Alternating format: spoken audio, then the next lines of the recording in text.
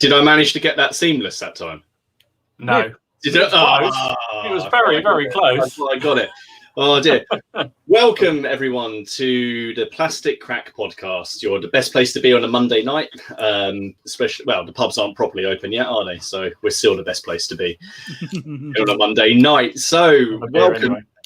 And you've probably noticed that we are a man down tonight. So unfortunately, Steve has not been able to join us because his computer died and the replacement hasn't turned up. Although he was tracking it today on his phone, hoping it would be here and set up by the time we went live. But unfortunately, he hasn't made it. So as always, then it's myself, Martin, seventh son. We've got Ken from, I was about to say Boots on the Table, but it's not. It's Miniature Wargaming Warriors, and Tom from Boots on the Table. And we are joined by Richard from Bloody Miniatures, who's kindly joined us tonight. Hello, how are you doing?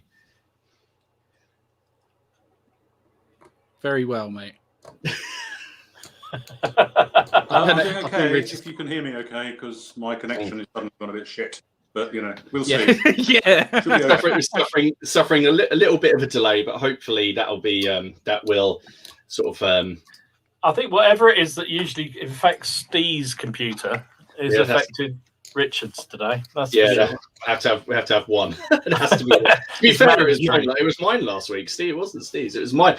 So let's just say hello to a few people in the comments. Hopefully the connection will settle down. So there's already loads of you in here. So we've got Ricky Turner, War Games Hobby. Hello, chaps. We've got David Baker, 172nd Napoleonic Miniatures. Battle Matt's here. He said he's here early. He had to make up for the 20 minutes he missed last week. Well, I should hope so too. Lionheart, bad report. Lionheart's here. Hello, mate. How are you doing? And Carl, of course, our sponsor from messersminiatures.co.uk. We've got a few things to talk about that Carl's available. So, hello, mate. Corey's here. Jim's here. Hello, mate. How are you? Imaginary Conflicts. ZKSF. Is that right? ZKSF? Oh, wow. Fantastic. That's a new one. That is a new one. Hello.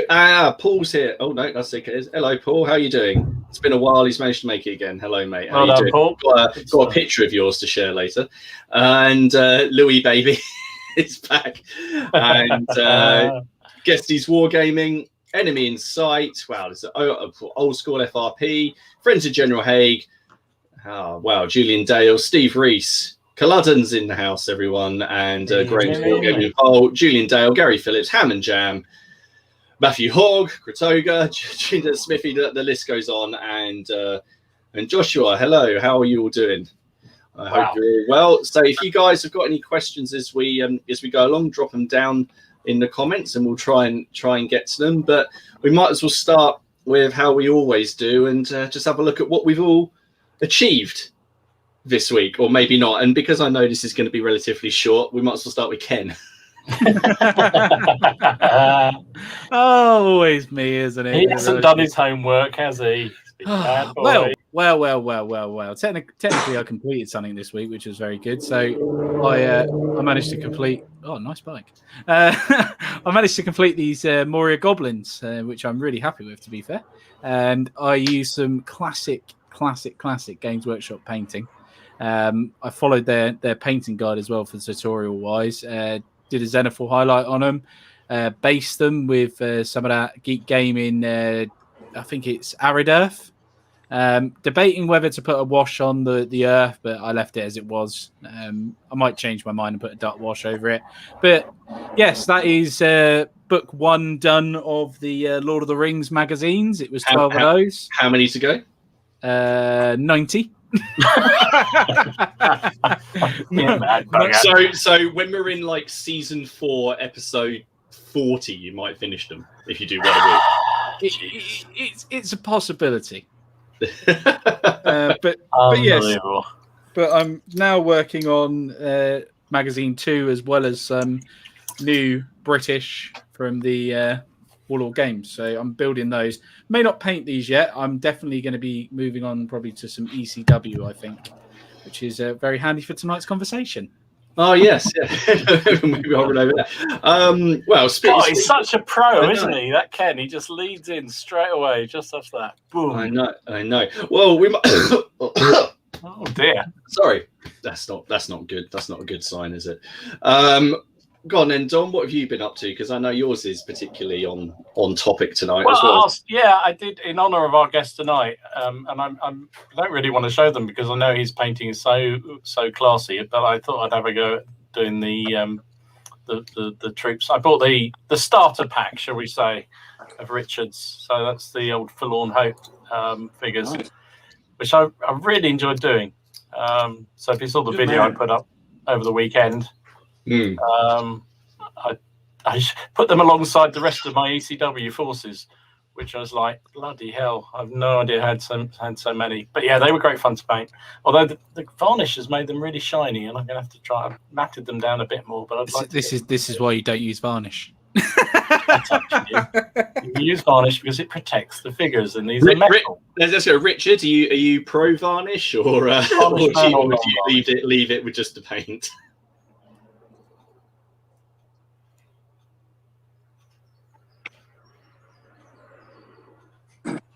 I don't think. Yeah, no, I'm definitely pro varnish, but I pro try varnish as matte as possible. But truthfully, photography of miniatures, they half the time even flat, they still end up shiny. So yeah, that's what I'm saying all the way through. Yeah, you're right.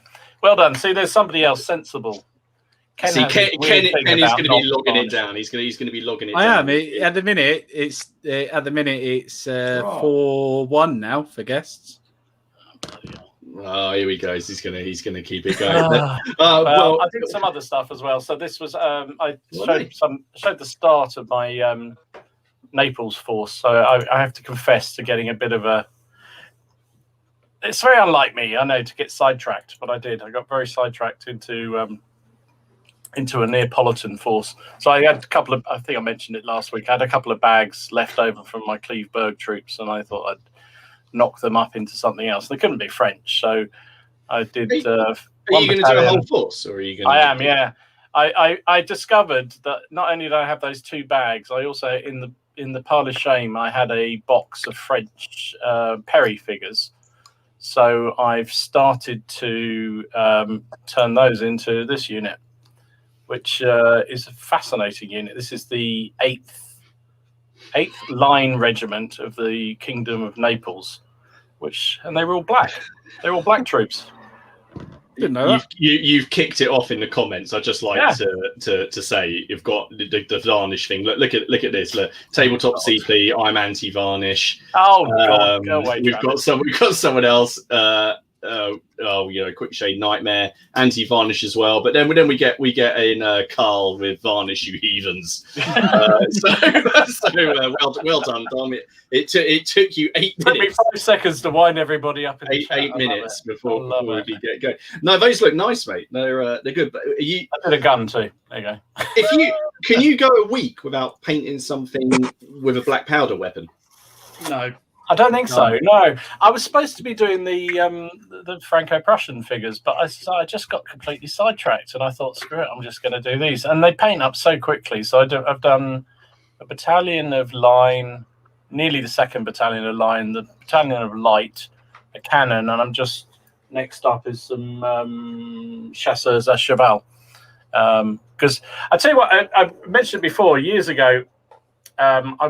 When I started out gaming, I was into the Airfix books, Napoleonic book, and sort of graduated up to Bruce Quarry's Napoleon's Battles in Miniatures or something. And in there, they had all these different nation characteristics. And it's something like, and I can't exactly remember the quote, but in it says something like the Neapolitan troops was some of the looked like chocolate box troops, but were the worst in Europe. And I just thought I've got to have a brigade of the worst troops in Europe that look pretty. So then when I spank Ken with his Austrian, I can say you've just been beaten by the worst troops in Europe. That's amazing. And that black unit, the 8th line, they apparently were originally in France, in the French army, and they were the worst regiment in the French army. They were transferred to the Neapolitan army under Murat and instantly became the best unit in the Neapolitan army. That says everything. I've just got to share this on the comments. Tabletop CP is chucked up baking over varnish because Matt wasn't here last week. He's just got places past. I think. Did anyone try that in the chat? Did anybody try the cooking baking? them? Richard, have you ever tried cooking your models to harden the paint? Is this just Travis? I think it's Travis winding us up. I don't know. No, never done that. I don't. I tried it once with plastic and it didn't go well. No worries. Well, Richard, you've sent me quite some photos as well, because you've been working on quite a few projects, haven't you? Obviously, apart from the bloody miniatures stuff. So if I throw up some of these pictures, could you tell us a bit about them? Because these are Lord of the Rings, but you're doing a true Tolkien. But I'll let you explain.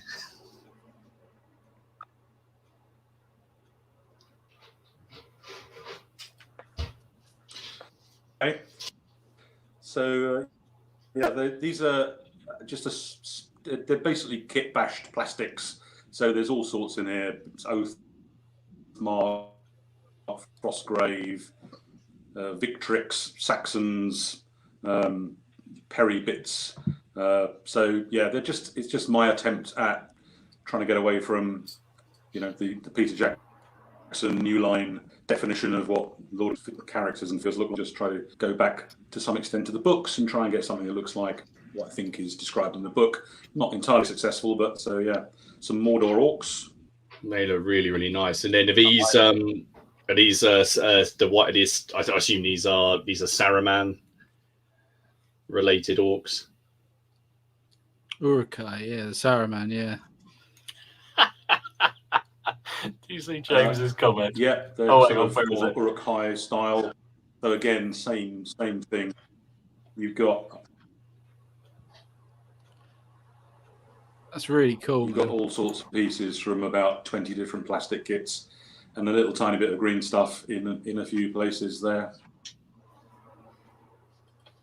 Very, very nice. And then the game is spotting the parts. If you've got some of these. I recognise that head. That's the one from. I think. In fact, one of those is the head. I think Mantic Ghoul that I got given at Salute about 15 years. And these are wargs we finished off. I think either last week or the week before. And they're kind of basically the Oathmark goblin wolves and riders, but they're very heavily pimped because I think the hairless wolves look a bit strange. So they've had a heavy overcoat of green stuff. And then again, the riders are basically the Oathmark goblin riders, but with bits and pieces done to them to kind of tart them up a bit. They look fantastic. They're very bit like the wolves look particularly beefy, don't they? Compared to the, I like that. I like the that actually looks like that could take out a horse. I quite like the look of that. That's very cool. So is this have you got other things you're going to make this, or what's the plan with this? Are you looking to play any specific?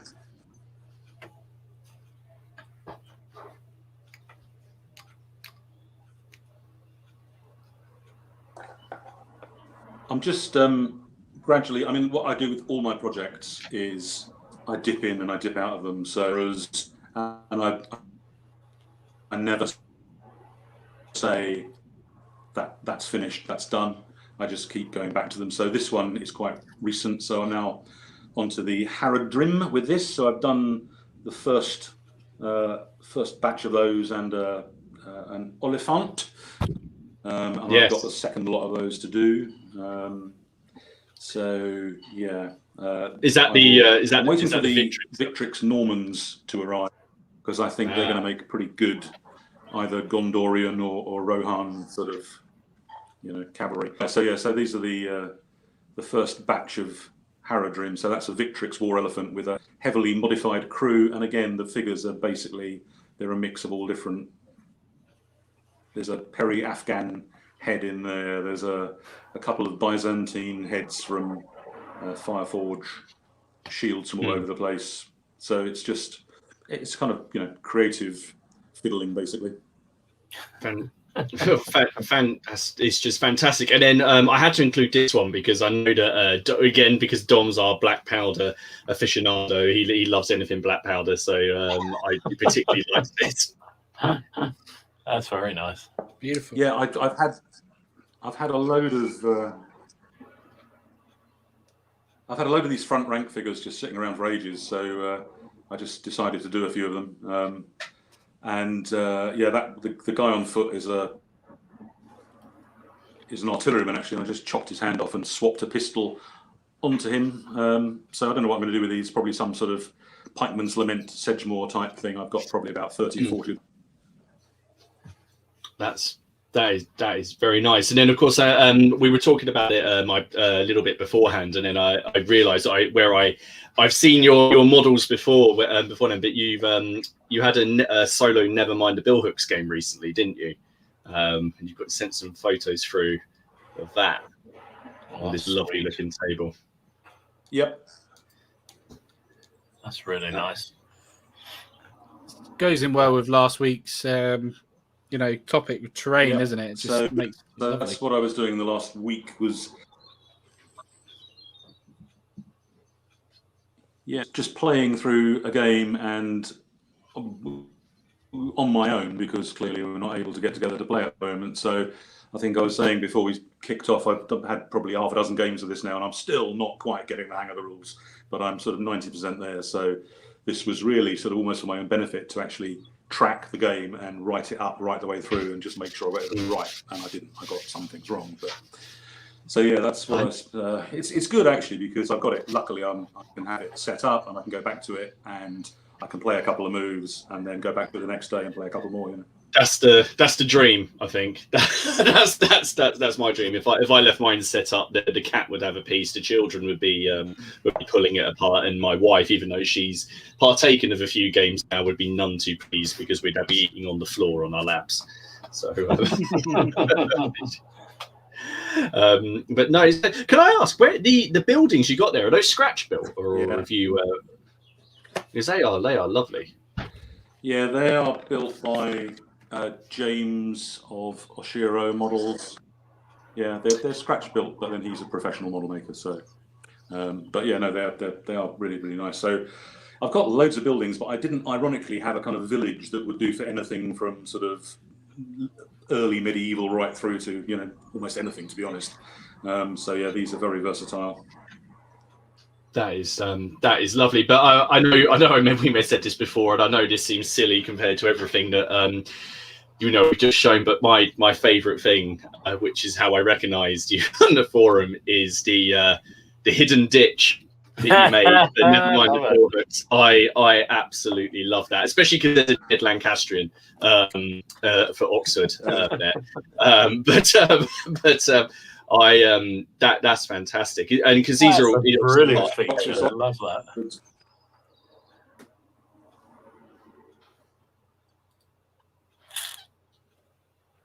Yeah, well, it's in the rules. There is this thing. This is one of the special event cards, which is that a hidden ditch suddenly appears, blockading your unit from being attacked, or you can attack across it, but you get, disordered or whatever. So yeah, I figured I would make one. And there it is. Slightly over-engineered, but that's fantastic. It's definitely given me some ideas. I've got to say, thinking of things to add in. No, thank you for sending all that. I can see the comments of they've been going nuts. I think everyone likes them. I think you might have started off some people on some ideas for some more projects now. But they both seem happy and sad about it at the same time. So let's just have a look again there. Well, here you go. Look, there's obviously fantastic looking pictures. Those wargs look 10 times better than in the films, and I bet you didn't even have the budget. There you go. Here's another. So Louis Baby Bloody Hell, they look good enough to entice me into another project. A lot of green stuff. Yeah, that's it. Miller's here. Oh, hello, mate. How are you? All very nice figures. Yeah, good. That's it. So you like the elephant? That's it. Yeah, I love that elephant kit. That is one of my favourite kits. I still think that's the best one that Victrix have made. In my opinion. It is a nice kit. I love that kit. But no. We just had a question. I was just wondering what size your game was, the table for never mind the build books. Goes together very easily as well. Nice, brilliant. So, size of that table it's just over 6 by 4. It's about 6.5 feet by just under 4 feet, actually. See that's it. It's just about I can get just a little bit more. But again, we were talking about terrain the other. These guys were. I had a sick note that day. They were talking just what you can do with terrain to break the table up and create lines of sight. When you sent those pictures, I showed them to Steve, and he immediately, I think, could imagine his panzers rolling down those lanes. And his paratroopers ducking in and out of the hedgerows. Brilliant quality stuff. That's lovely. So have you got a different ditch for the other side as well? Yeah. So have you got one full of Yorkist bodies?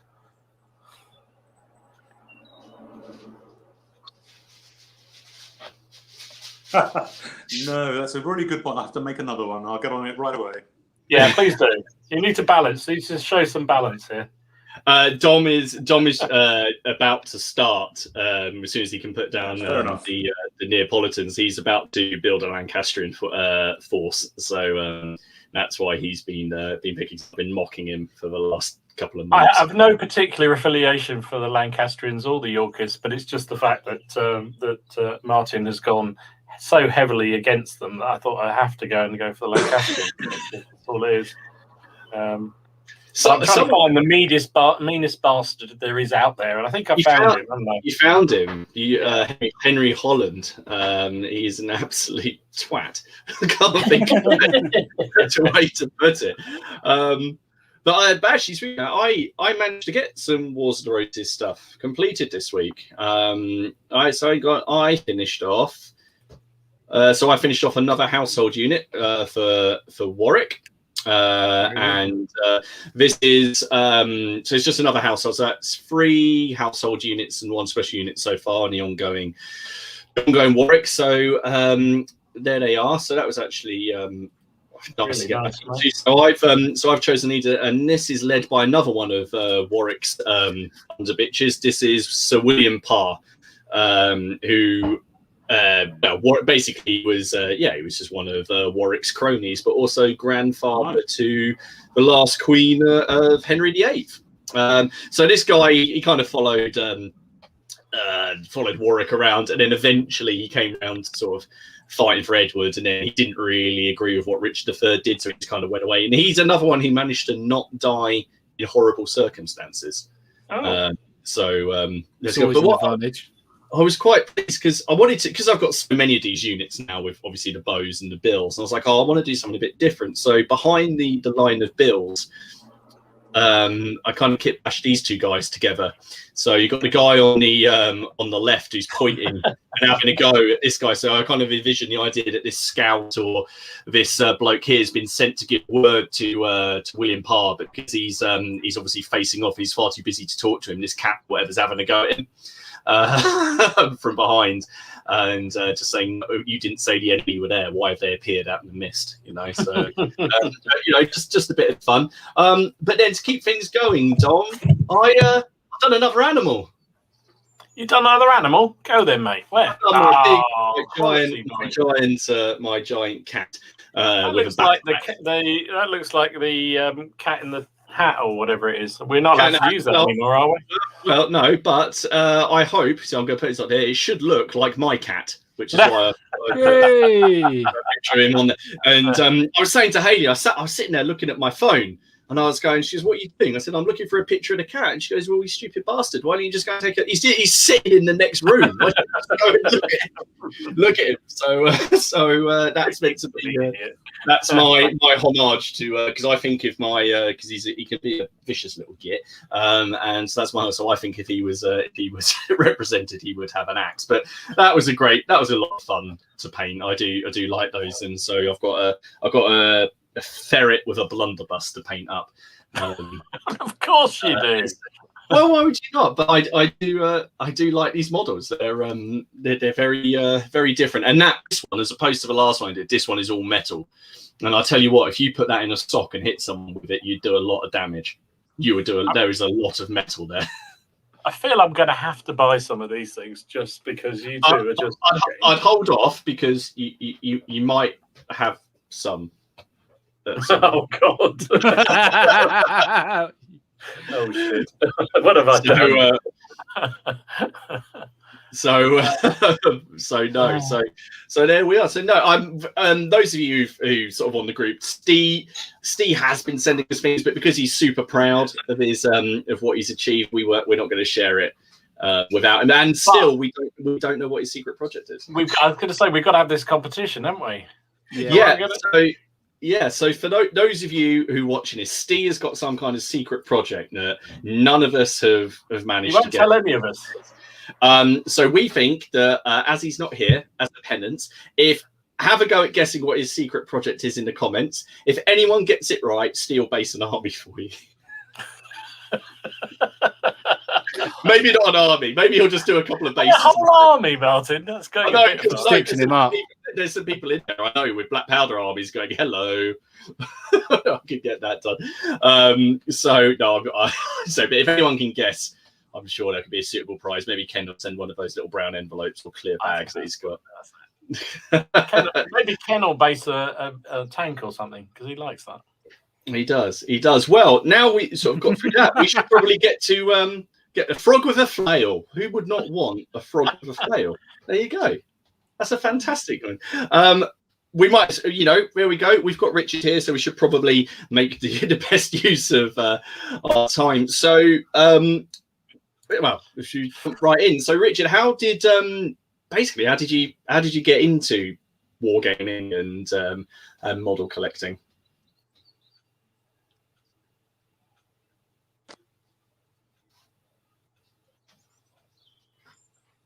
A long time ago, in a galaxy far, far away. Yeah, it's probably the same with a lot of people of my kind of age, which is started with Airfix and gradually went on from there to metal figures. Went through the whole, battles and Napoleonics and Ancients and Wargames Research Group and everything, and then kind of stopped doing all that because of university and then work and kids and everything, and then came back to it about 20 years ago, I suppose, maybe a bit more than that, and sort of started all over again.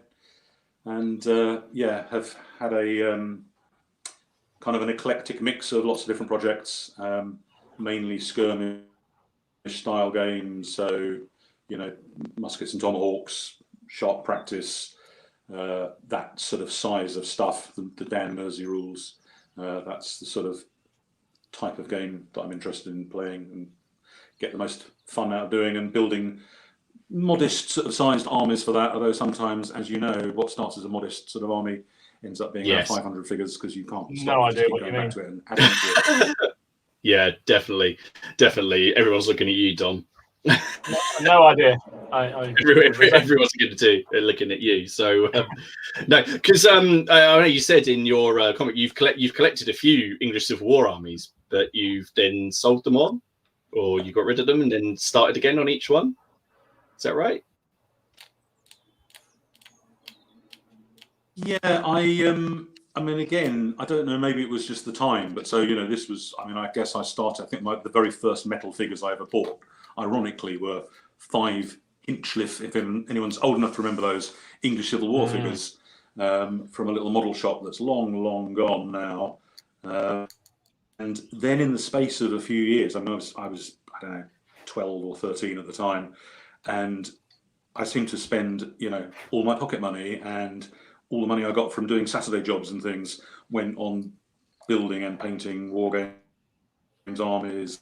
And I think I must have had about 20 different armies, and you build them, you paint them, you play with them, and then you sell them on because something else has taken your fancy. You know how it goes.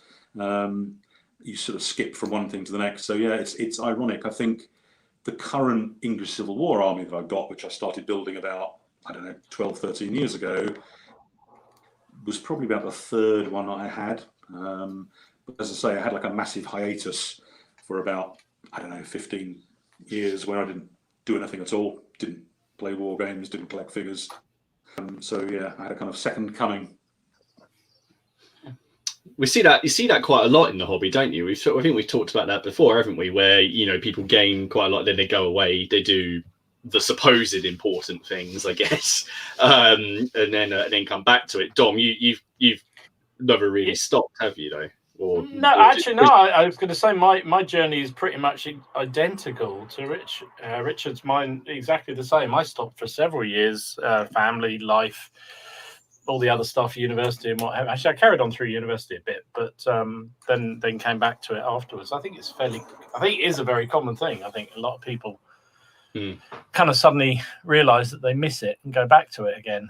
Yeah, certainly mine. If I went to university and I didn't play them when I came back. My little cousin was just getting into Warhammer and things like that. So he came round and I sort of showed him how to paint. And then of course I was like, oh, I might go and buy a box. And then it just cascades, doesn't it?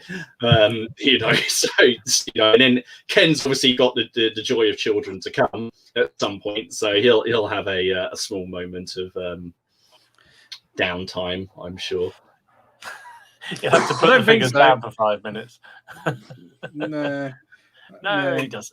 He doesn't need children. All his children are in those little bags and things behind him. Exactly. Yeah, you can't do that with kids, Ken. You can't do that. You can't just put them away and just like get them out with it. Like, actually, I feel like entertaining this child now. You can't do that.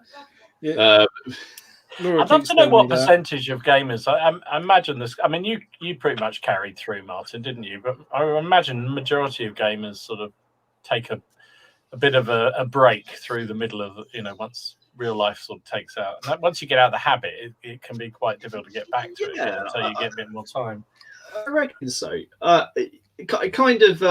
One of my friends who did a similar thing, he described it as a bit of almost like taking a year out. Yeah.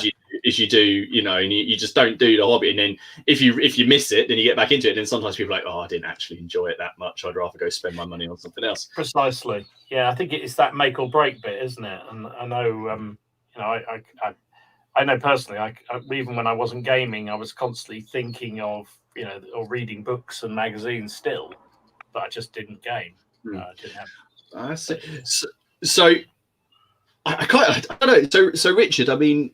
I guess what I was going to ask was, especially with the others as well, I was going to say, do you have a preferred period? Do you have a period which is your favourite to play? I mean, we just looked at some of your photos, and we've got Lord of the Rings, we've got ECW, we've got Marlborough, we've got other bits. Is ECW your thing, really?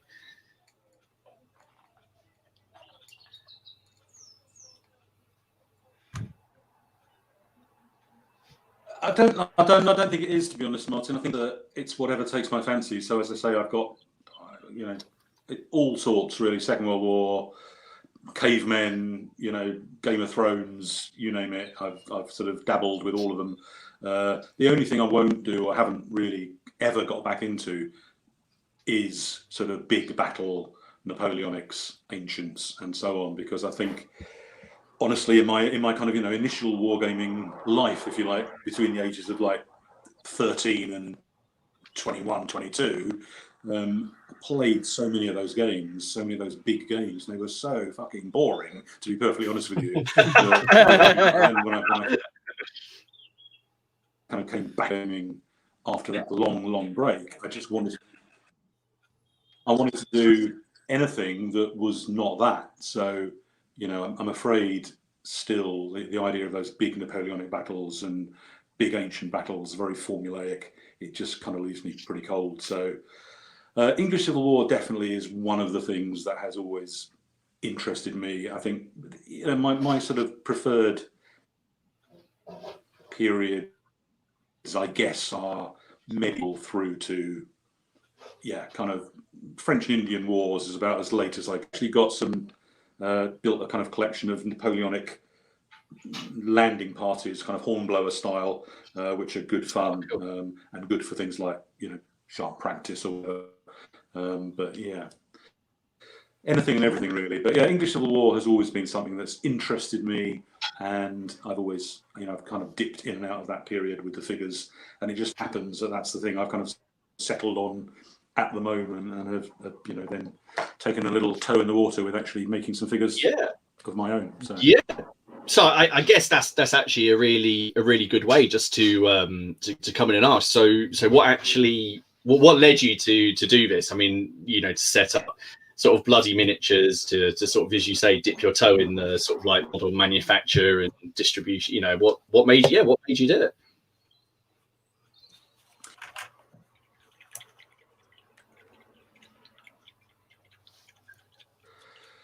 I think it was a combination of things, partly because I was lucky enough to take early retirement literally about 6 months before the pandemic arrived from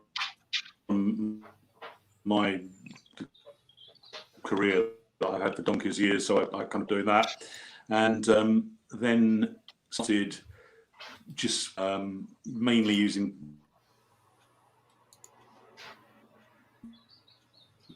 the Pikeman's Lament and got out my English Civil War collection, and I sort of kind of got to the point of saying, in these ranges, and my whole collection is, 90% of it is Bicorn, Renegade, which were both sculpted by Nick Collier.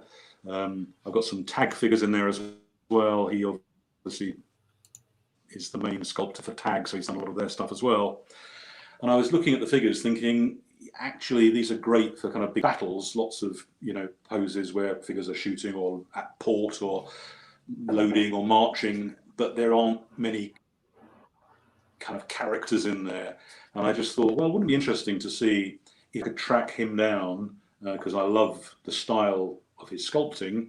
He gets bundles of character into those figures, but I just wanted to see how he would feel about doing a few more in a similar sort of size and style, but with maybe a slightly different subject matter, whereby the figures were more skirmish based and more kind of individual characters rather than just bags and bags of rank and file, because both the Bicorn ranges and the Renegades, now not available, range have got hundreds and hundreds and hundreds of figures in, but they're all kind of broadly of a certain type,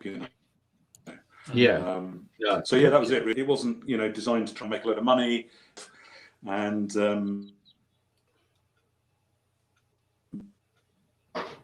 I was lucky, and he was very interested, because I think it's his favorite period. You can tell when you look at his work, he really has a good feeling for that period, and so he was very keen to do it. So happily off we went.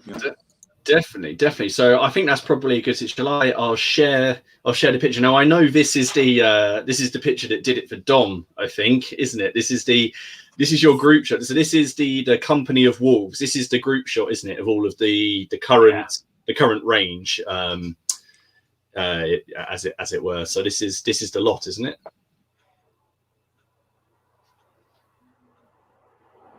Yeah, that's the first 6. So my kind of not very cunning plan is I'm going to release these 4 packs of 4 figures at a time. So, and the reason for that is partly because it's a very bizarrely, it's the most economical way to arrange the casting process is 16 figures to a mold. So actually, I have effectively 4 made up, and each mold yields 4 packs of the same 4 figures, right? So I will do these as long as it seems viable. I'll keep on doing them, and it'll be another 4 figures packs. Another 4 packs of 4 figures will appear in each release. I'm hoping, the plan is that over the next couple of years, I will get 3 or 4 more releases out. And so this first batch is there's 4 kind of dismounted. You're all very used to seeing the kind of Ironside style, buff coat, lobster pot helmet. They're just awesome. Riding around horses, but I thought it was just interesting to go, how do they look when they're actually having to dismount and do some dirty work on foot, with their carbines and their pistols. So a pack of dismounted troopers, and then a pack of kind of mainly sword-armed characters. Then a pack of guys with pistols as well as swords, metals. That's the pistoliers. So they're yeah. And as you can see, they're all kind of really designed for more sort of characterful, skirmishy type situations, more than, you know, I mean, you can see your influence is very much of skirmish games. rank and file and Civil War figures on the market, Definitely. including by Nick. There you go. We first sale of the stream. There we go. But even mixing a few of, even mixing just a few of these types of figures in with more mainstream rank and file units. Yeah. Which is So, yeah, the way you I'm can mix them in with big units, so just as characters, you know, you don't have to and I really like these guys. This is the Forlorn Hope, isn't it? This is the Forlorn Hope. I've got some plans for these guys. The Forlorn Hope, yeah. And this was really because this is a this is rules.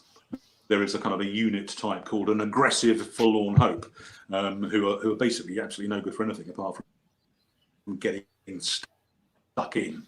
And in which case they're very sort of effective.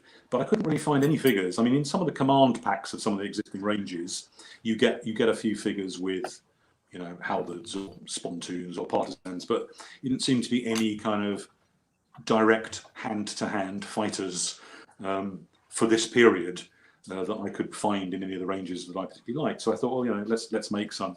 So my plan is that, you know, as we go forward, each of these different packs will be like a little set of characters for a particular situation. And as I say, you know, it's a tiny range at the moment. I mean, as I say, there's only 60. It was quite ironic. Martin, you sent me a thing with the where you had the Perrys on it a couple of months ago. I was thinking, oh, there's the Perrys with like 25,000 figures, and here's me with my 16. So you've got to start somewhere. No, but you can say it must be a you know, I think you hit a something on the head, because you sold out in your first week, didn't you? That was it. Your range sold out.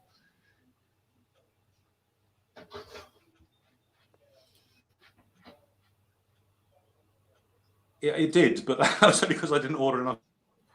So the classic thing is you just don't know, do you, with these things, how they're going to go. I mean, I got one or two friends of mine who run miniatures companies a bit more seriously than this probably, and one of my friends was like, oh, you know, I'd get maybe 20 of each figure done to start with, and you know, we see how it goes. And I went, no, I think they'll probably sell well, particularly when they first appear. And so I had almost 2,000 figures done, so like about 120 of each pack. And yeah, they all went within 5 days. So I then had a slightly embarrassing sort of had to say, well, sorry, I can't actually take any more orders for now. I mean, I could. I mean, some people do. They just leave the shop open and people end up waiting for months. So I thought I didn't really want to do that. So yeah, I've now got more in. I mean, there's quite an interesting story here, which is that actually the very first lot of casting that was so Griffin have done all the casting, the mold making and the casting, and they're pretty good. The first consignment that they cast and sent to me got lost. It disappeared. UPS took it and it never appeared here. Never went back to Griffin. So somewhere in UPS's system, there are 2,000 of these figures floating around in the back of a warehouse somewhere, and I'm expecting to see them pop up on eBay at some point. But God knows, you know. So actually, the second lot that I got is what I managed to luckily sell. Thank you very much, everybody, very quickly, and I've now had a supply. But it is quite ironic that the very first, I think, 1,800 figures from this range are actually still in a cardboard box somewhere going around on the back of a truck in UPS's system. You know, rumors have it as the Perrys intercepted it and they've stolen it and holding on to it at the back of their workshop just to get it. Yeah. Can I ask, Richard, did you do the painting on these? Did you paint up these models? They wouldn't they'd be much too big.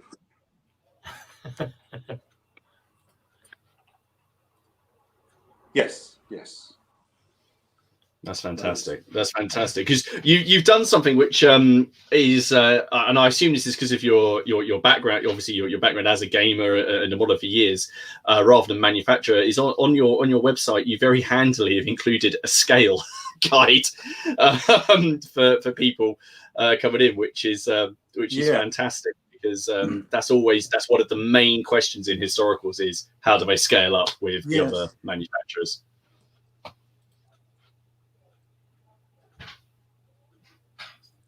Yeah, it's not exhaustive. I mean, there are a few missing. I did try and get hold of one or two others. I mean, I think as you can see, these figures are at the kind of chunkier. They're not that chunky, but they're certainly fairly tall. I mean, they're designed explicitly to fit with the Bicorn and Renegade range, so therefore they are pretty much the same size as those. I think they're not on here, but I think the first core English Civil War range, which is fairly recent, I think is a bit bigger than this. Actually, the Redoubt Empress aren't on here, but they're about the same height, a little slimmer. But then you go down the other end, and yeah, they are obviously very titchy. The ECW range was probably the first metal range that the Perrys brought out when they went out on their own. I think I'm right in saying, and I think their figures have gradually got a little bit bigger than that. But that original Perry English Civil War range, it's not as small as the one they found ago, but it's still pretty titchy. But it's quite interesting because Nick Collier sculpts for, as I say, for TAG as well, the assault group. And his figures for them are quite small. You can see the TAG figure on the end or next to the Perry figure there. And it's actually much more diminutive. And I said to him, look, Nick, what I want you to do is to make figures in the same kind of stature and heft as the work you did all those years ago, 15 years ago, whatever it was, for Bicorn and Renegade. And he said, yeah, don't worry, I can go up and down to suit. But I think, I mean, for me, they're a nice size. I know some people would say, well, they're a bit too chunky. To say as a painter, I'm more of a painter, truthfully, than a gamer these days. And for me, they are the ideal painting size, big 28. Yeah. They're very chunky models are so much easier to paint. I like it. I'm represented. I'm a bit of a chunky guy, so it suits me down to the ground. So I think it's spot on. Yeah, I even saw a redhead earlier, Ken. Blimey. I know. Brilliant. Love it. So can I ask? I mean, when you got chatting and you were talking about the sculpting, did you just let him have free reign, and then did he come back to you? Did you just give him like a quick brief, and then he come back with something, and you said, yes, I'd like that's good, or I prefer it if this guy's arm was up in the air, or how does that process work?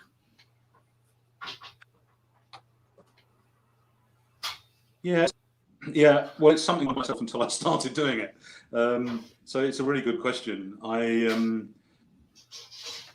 think actually what I did was I wrote out a description and I said, this pack is going to be called whatever it's going to be, the dismounted troopers. This is what they're doing. They are in a town, or they're scaling fences, they've got horses, they're doing the dirty work of clearing out the enemy. That's what I want. I want them in iconic lobster pot helmets, buff coats, maybe back and breast. Some of them have got pistols, some of them have got carbines. Do you want me to draw you pictures? And he said, no, I don't want you to draw me pictures. That's fine. I will come up with something, and I will send you the kind of the initial greens, the sort of the first models that I make of them, and then you can say a little bit more, a little bit less. I want to change that posture a bit. So it is the famous iterative process, but actually he's got such a good feel for this period that he was pretty much bang on. I mean, so those first six figures that you see there, I really didn't have to give him very much at all. I mean, there were one or two bit pieces where I said, well, some of those guys with pistols and things don't have powder flasks, and I'm not kind of button counting super accurate kind of guy. But I kind of feel if they're running around with pistols, they would at least have something, some kind of accoutrements with them that would enable them to reload and fire their pistols. So yeah, but one or two things were added. But so that's what I've done, and that's what I've done. So I've kind of scoped out so far about 20 packs, including these first 4, and each one of those packs has a kind of really good description of what are those figures, what are they kind of wearing, what are they doing, what are their characters, if you like. They're very, and very I unique think, sets. famous last words, it's certainly really well on this first lot, so we'll see when we get to... Yeah, I hope so. I mean, then they're not designed to be... They're not really just be unique. They're just designed to be something to fill a bit of a gap that I felt I wanted in my collection, full of musketeers and pikemen and cavalrymen. I kind of wanted something more, you know, with a bit more character. So okay. that interests me. So that's how you went about the sort of deciding what they were going to be. Did you not do any sort of market research or contact any buddies and say, is this one of the things I think from when we've talked to the Perrys, it's very clear that they do basically what they're interested in, and if it sells, it sells. But I guess they're in a situation that's very different for you. But was it a similar kind of process? It was like, this is what I'd like, so I'm going to do it, and hopefully everyone else will too. Or did you actually go out and say, will this sell? Yeah, that's exactly right. I think that's it. I mean, I did exactly that. I'm afraid I'm very, very lucky that I'm in a position of not having to worry about the money side of it particularly. So I kind of went, I would like these things. If they were on the market, I'd buy them. They're not on the market. I know, why don't I try and actually get them made? And then I thought, well, if I do that, then some other people might want to buy them. Luckily, there's been a lot of interest, and as I say, I've sold quite a few sets of them already, and we're only a couple of weeks in. Who knows how it will go? But it's not. Excuse me. As I say, it's not really for the money. Yeah. Went, no. This is what I want. Did I do market research? No, but I know, clearly I'm on various Facebook groups for this kind of period, and I know there's 1,000 people who play war games with the English Civil War, the 30 Years' War, and so on. So I figured that, I think I needed to sell like about 100, 120, 150 full sets to cover all the investment, and then beyond that, it's bunts. It's profit. Okay. So that's actually not as much as I thought you'd have to sell. And that's what will fund the second release, which and you didn't think about going down the Kickstarter? I don't know if it's trade secrets or anything, but it's not a vastly expensive thing to do. That's I think the sorting cost in total is let's just say in ballpark figures are around a couple of grand, right? And then all the molding and casting costs for the initial batch of stock, the one that went missing, and the replacement batch of stock, another couple of grand, and then probably about £1,000 on websites and endless cardboard boxes and packages. So I think to get to this point, I probably spent about £5,000, and I've probably made most of that back already. So it's a very focused, small thing. I think the danger with these things is people carry on and keep on going and go mad and expand into all sorts of other things. People have done that, and I suspect then it's quite difficult to make it kind of cover its own costs. But so far so good. Famous last words. That's it. Well, as we're talking about costs, it's the cost per pack is for a pack of 4 is £8.50, I think, and then the Company of Wolves, the set you've done a bit of a deal on those. Is that's £30, I think, isn't it? Yeah, £8.50. Yeah, I mean, basically, if you buy all 4 packs together, it's £30, which brings it down to £7.50.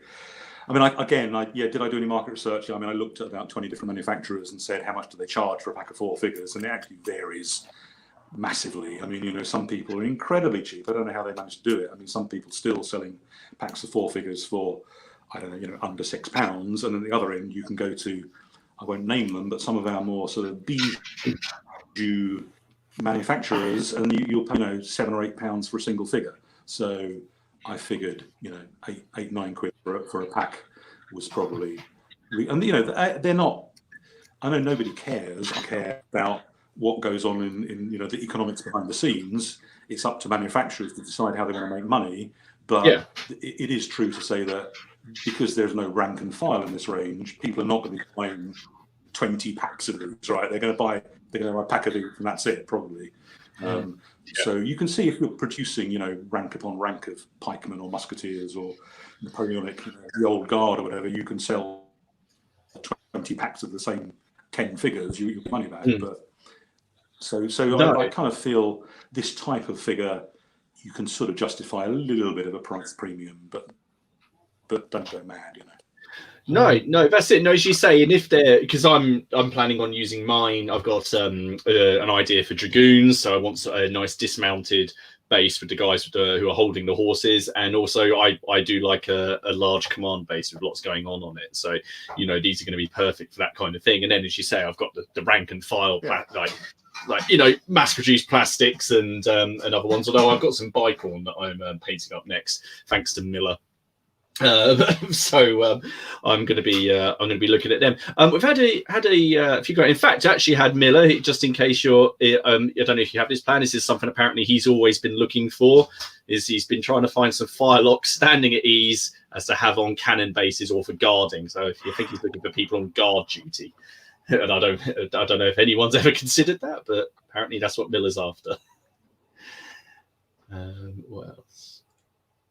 Yeah, that is one of the next ones. Hopefully, in the next set, that will be the Night's Watch, which will basically be a group of kind of sentry types.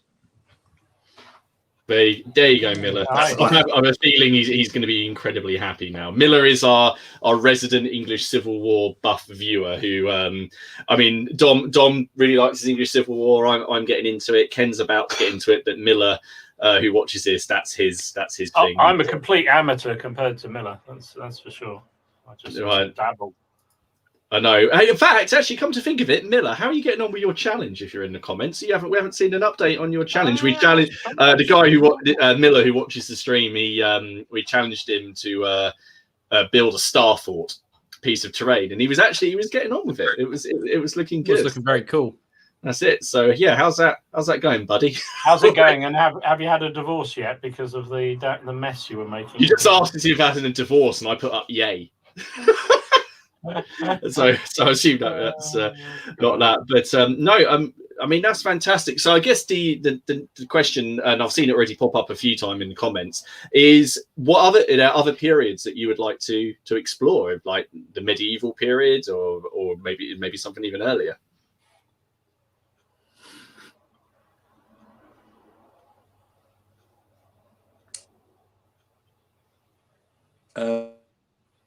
In terms of making figures, you mean? Yes. Is there any? Would you consider sort of doing another period in the same kind of vein, like as these sort of sort of character packs, if you like?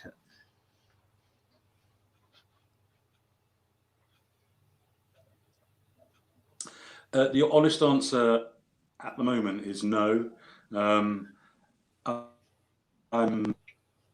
As I say, I think my intention is to be fairly single-minded with this, or try to be, and get through these and try and get what I have in mind and what I have on paper, which is, as I say, probably about 20 packs of these in total, covering a whole range of sort of interesting mid-17th century types. Then I will have to think about, do I then go in to do some mounted figures in the same kind of vein?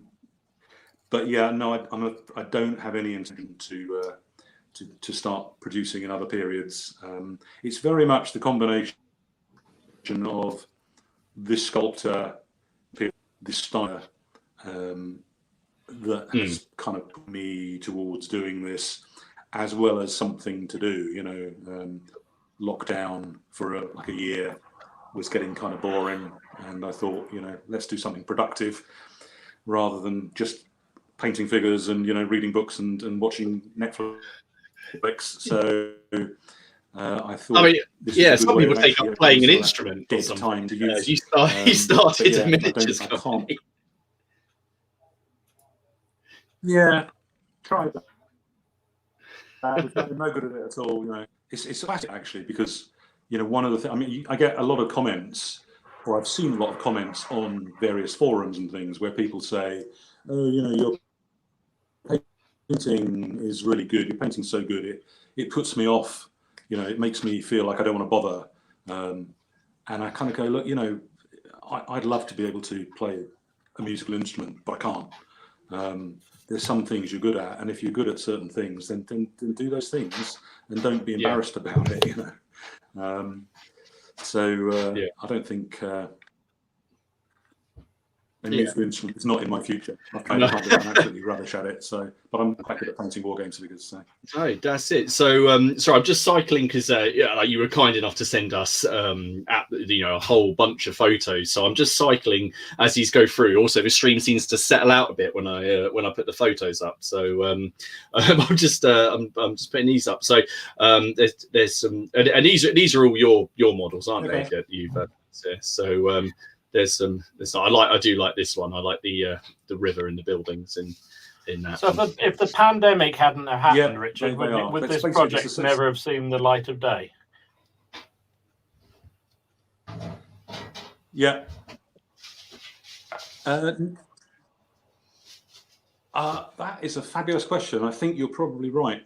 I think that's true. I don't think it would, because actually my other kind of main passion in life, aside from obviously family and gardening and all that stuff, my other main sort of passion in life is theatre, and I do a lot of acting and directing and writing in kind of local theatre stuff. And of course all that has been completely killed, stone dead. So probably 3 or 4 days, nights, weekends per week that I was spending doing theatre type stuff, I wasn't doing anything. So actually I had a lot more to do something else, and this definitely has filled that void. And so actually, ironically, you're right. If COVID hadn't happened, then I probably wouldn't have done this. I mean, if it's any consolation, I did get COVID, so I feel like I paid for it. Oh, oh dear. Oh. No, I feel like it's not really a quid pro quo or anything. I think we still like the figures even if you hadn't got COVID. It's fine. But yeah, I mean, it's at least I suppose that's one good thing that's come out of this whole thing is maybe it is a beautiful set of figures. At least that's something. But, well, definitely, it's just really nice to see someone come onto the market with figures, and we've talked about it a few times on here, haven't we, guys? So, we're interested in that process, because I think each of us in the periods or the games that we collect, there's always some figures that we want that nobody makes, and we've all, and you guys know I've talked about it. There's a couple that I particularly like, and I've looked into it a little bit, but I haven't run Warwick. Right, yeah, I know. Yes, I do want. I want a different Warwick. I want a different Warwick. If you started a manufacturer, Martin, it would be absolutely hopeless, because it would have a range of about 100 figures, but all of them would be Warwick. Just be Warwick. Warwick in various poses. It would just be here's Warwick on the toilet. Here's Warwick on his horse. One every year of his life. I just do one every year of his life, ending with a one who just his underpants in front of St Paul's Cathedral when they displayed it to show everyone that he was dead. Having said that, obviously we'll sort of talk about this. I can't escape the War's Resistance, because obviously at the weekend we had the funeral of the Duke of Edinburgh, and that's at St George's Chapel, which Edward IV built. And when the commentator was for the BBC was talking about it, and he was saying, the Duke is going to be laid to rest. He's down in the Royal Vault, and down there is also Edward IV and Henry VI and Henry VIII. I was sitting there thinking, oh yeah.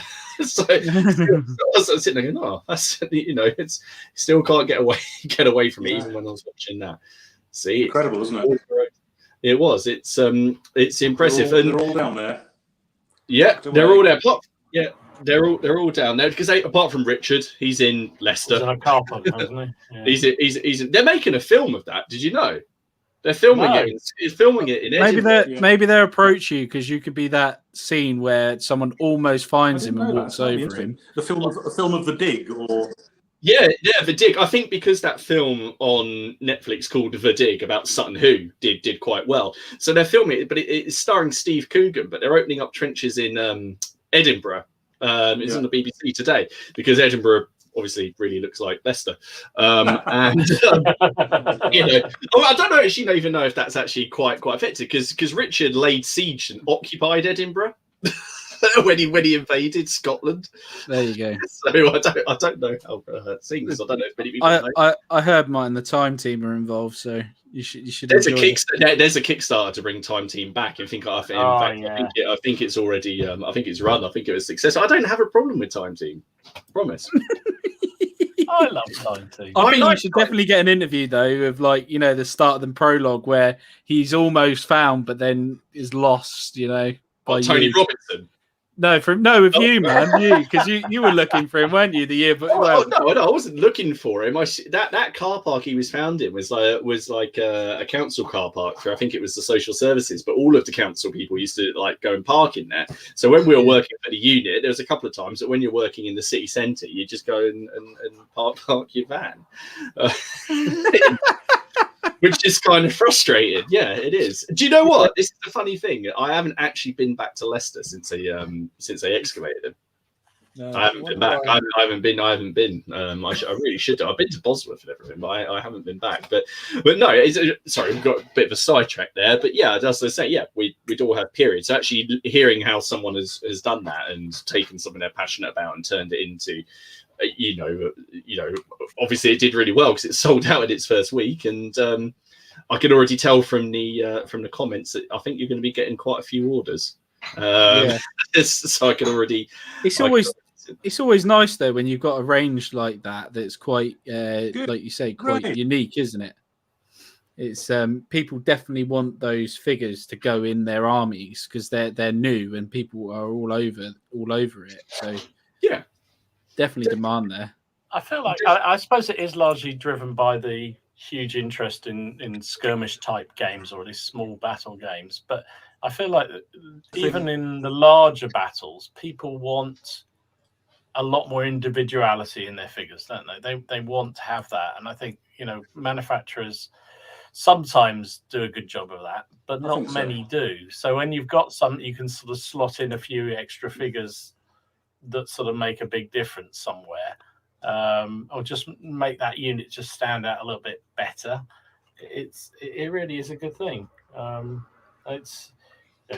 I guess Richard and I probably go back to the period of the minifigs and the Hinchcliffes and the Essexes, where everything was all in the same pose and they all ranked up together, and it's like, oh my goodness, there was no variety at all, apart from the one that had broken its sword or something. That was the only variety.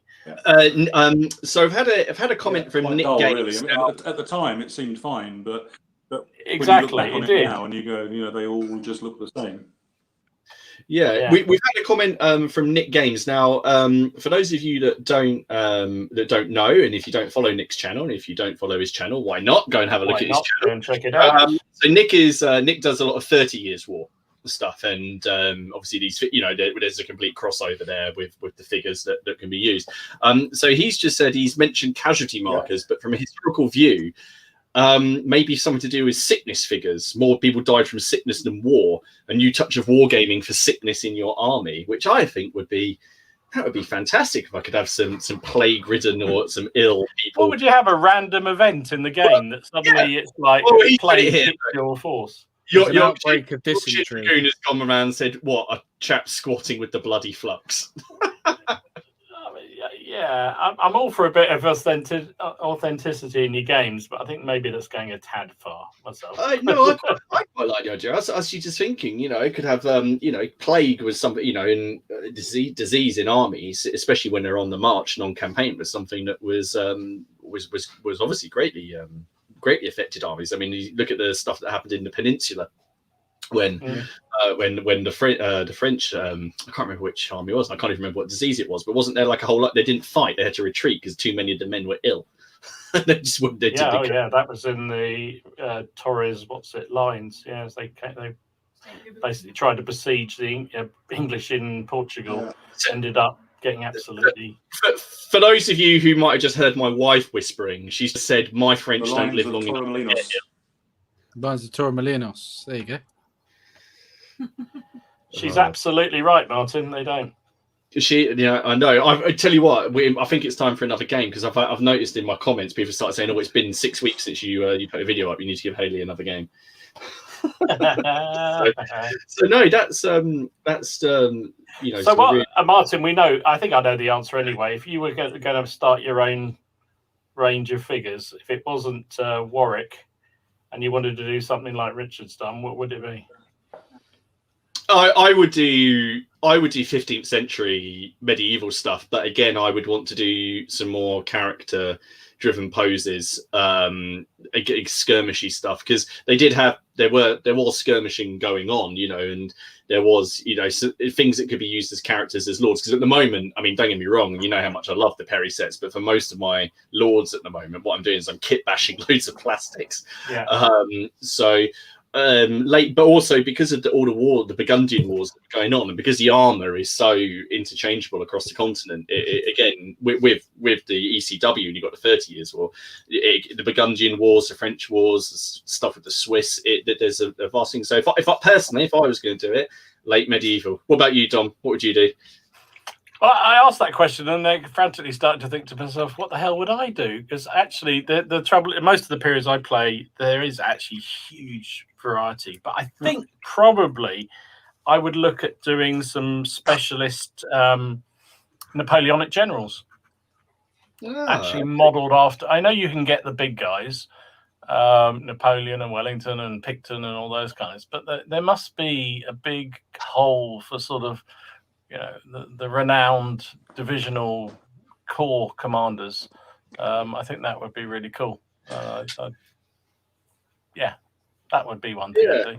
That was meant to be. So Steve is watching, everyone. So hello, mate. We hope you're well. But he said he'd like Jude Law with an ingrained toenail. Lovely. I know. What's Ken going to go? 40k Space Marines in a French? French more variety for 100 Years' War, I think, for characters. Special interest. Yes.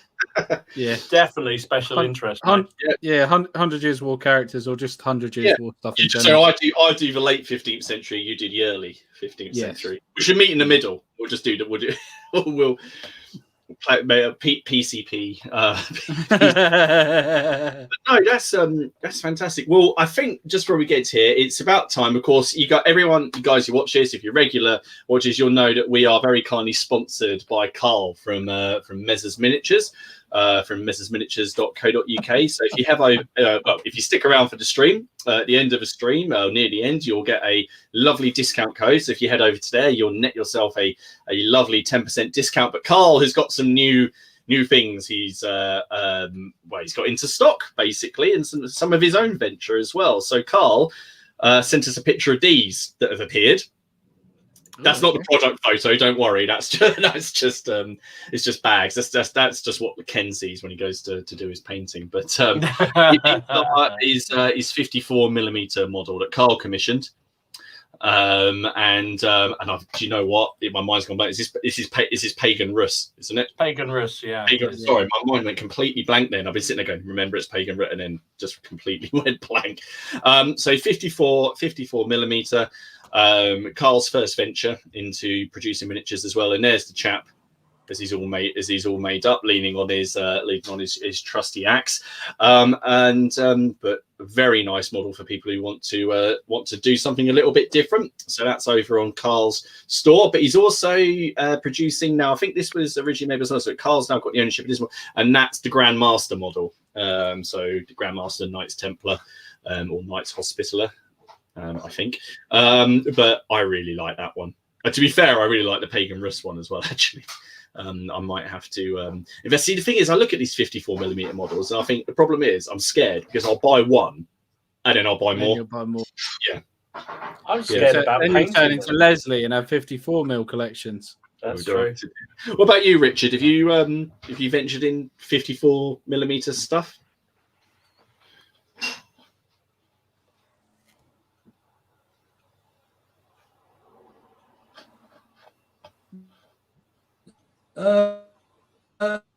No, actually, really not. Again, donkeys years ago, I did a few. I had a whole set of Tamiya Second World War Germans that I used for sort of skirmish games and things. But there is something really good about seeing one of those, No, it's a bit of an unknown. 1/32 scale put on at some of the big and so on. When you see a massive table with 54mm figures on it, it's visually very impressive. I've got to put this up. Andrew Jenkins. I've got some 40mm at one point. It does actually, doesn't it? It really does.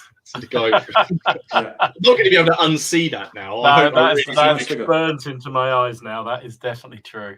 No, but as you guys know, Carl also sells miniatures from V&V and the new Carthaginians. Whoa, what's happened there? Oh, what's happened there? That's clever. They haven't got a background, so there's some new Carthaginians in stock. They are seriously good, aren't they? I know, as if I didn't need a reason to go back to do more Carthaginians. Look, Come on, you know when you're drunk tonight, you can buy them. Yeah.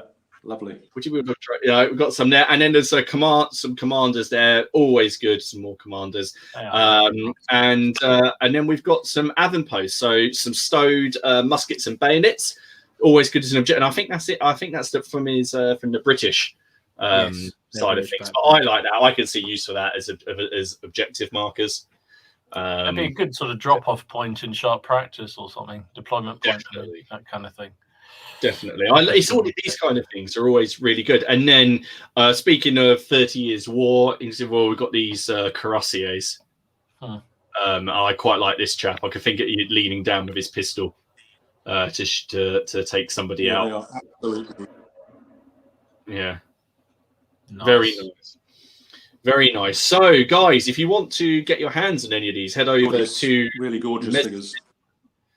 Yeah, very nice. You've done some of this, but they're on messersminiatures.co.uk, and of course, as always, stick around, and we'll give you a discount code near the end of the stream that you can go and use, and make sure you tell Carl that you came from here. Although, to be fair, if you're using a discount code, where else are you going to be coming from? So, to be fair, I don't know why I even said that.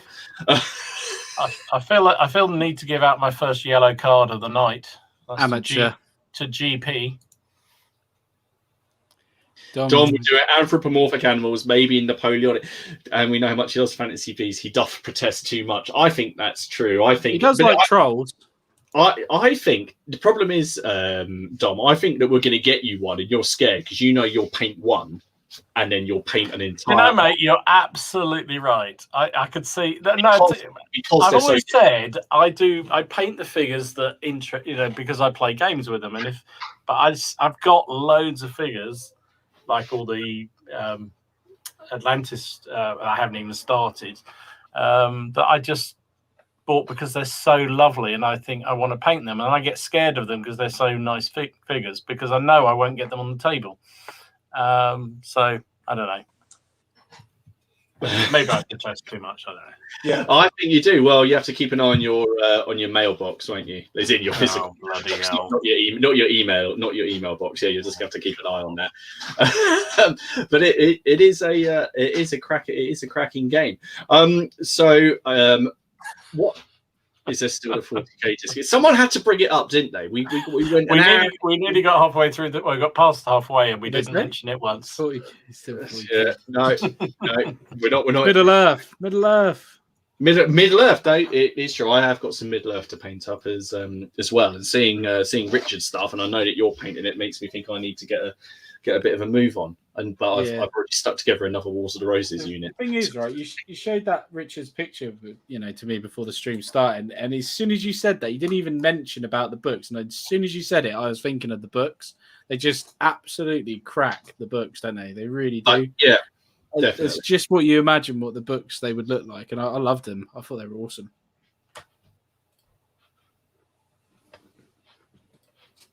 They're definitely they are lovely models.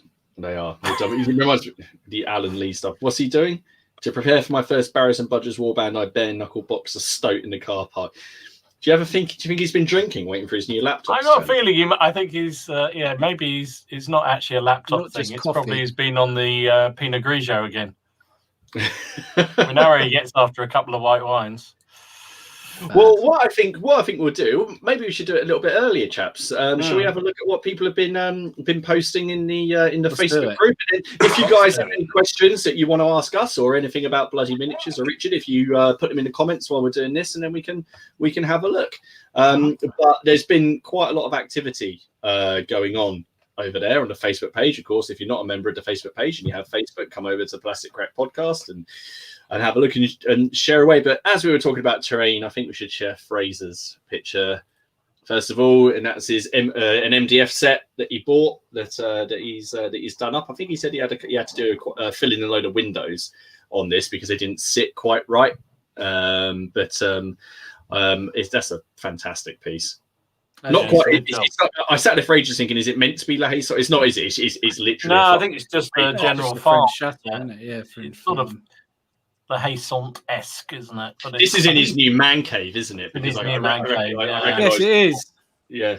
I think he said he paid 25 quid for that on eBay. What, the man cave? Yeah. No, not the man cave, that. And then he's been painting it up. So, yeah.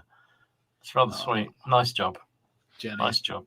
Very nice. And then we have from Alec here, getting ready for I've forgotten it. The one you're excited about, Dom. Muskets and Bennetts and Shakos. So Alec is one of my regular opponents. He's at the Farnborough Wargame Club, and I shall look forward to beating the crap out of those fairly soon, Alec. Really nice job, mate.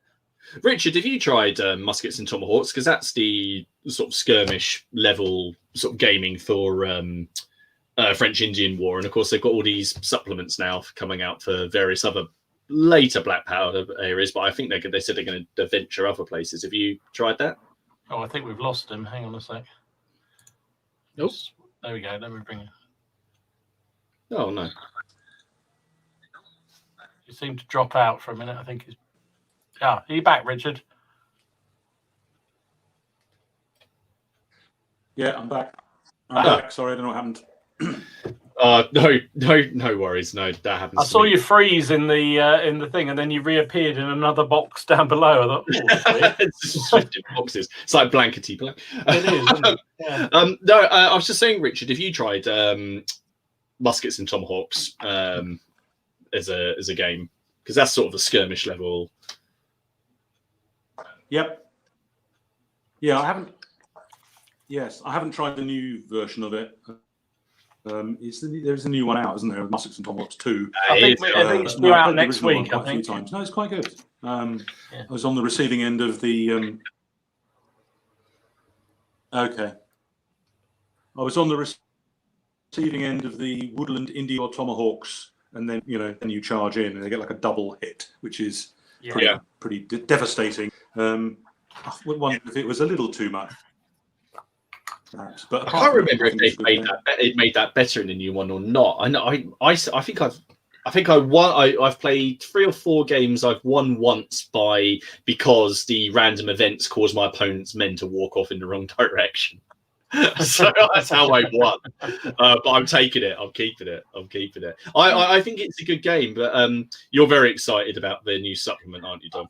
I am, mate. Yeah, I'm really excited. Well, I mean, I love the AWI version or whatever, the North America. Actually, talking about that, it's the anniversary today of the outbreak of the American War of Independence for our US brethren. I saw Travis posted on his Facebook page. Anyway, first shots apparently. But yeah, I really enjoy it. I think it's a really good system. It's fun, and I actually.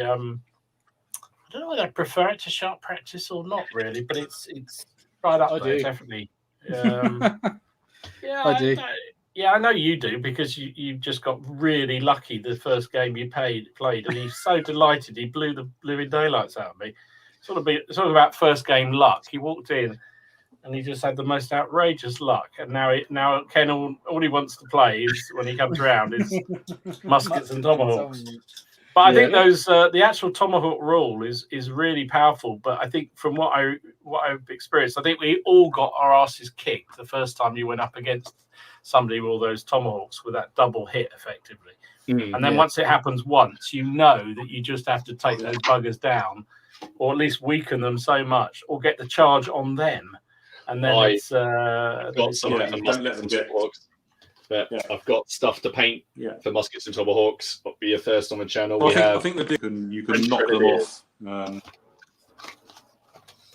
Definitely, nice. definitely take them out early, or really target them and get the charge off on them first, because the Indians are pretty brittle in that. But sorry, the Native Americans, not that same. Yeah, so they're fairly brittle. But yeah. Speaking of, now where is it? I saved it. Now I saw this. Where's it gone? Oh no. Is that it? Yes, there we go. So we were talking about Middle Earth. Wow. Robert put this up, and that's Frandwyl. Legolas's dad, who is actually younger than Orlando Bloom in real life. But I do like that model.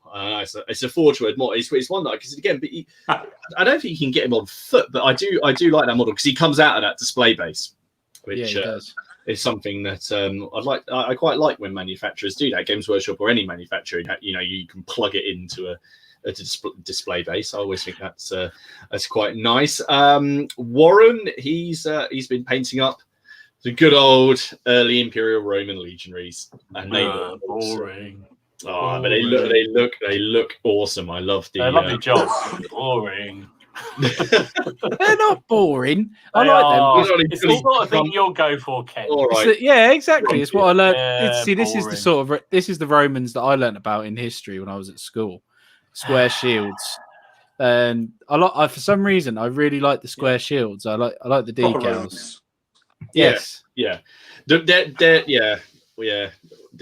Well, you're right, Richard. Proper Romans. Proper Romans for proper war games. We've